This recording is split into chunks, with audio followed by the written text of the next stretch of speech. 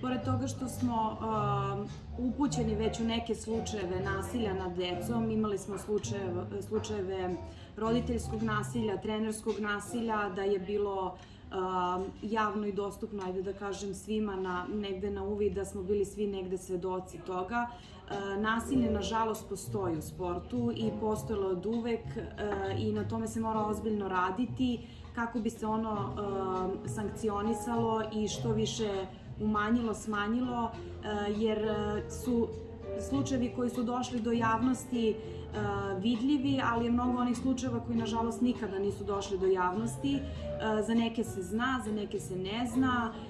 i vrlo je važno da se na tome intenzivno radi i kao što sam spomenula, te edukacije će biti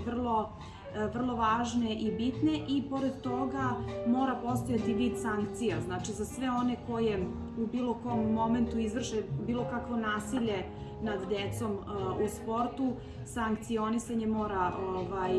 postojati. Sad, naravno, pored sa ovakvim slučajima koji su bili baš ozbiljni, sankcije naravno, pored obavezne prijave koja mora biti podnesena MUP-u, onda se oni procesuiraju i dalje se to sprovodi ka sudu, tako da su to ozbiljni prekršaji i krivični zakonik mora goniti takve slučajeve. Nadamo se da ih neće biti puno i da će ih biti sve manje. To je u stvari cilj svega, da radimo na tome da ih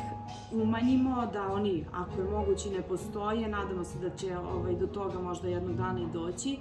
jer sada imamo slučajeve gde su ljudi procesuirani. Ono što mora da bude isto vrlo značajno kada se događaju takvi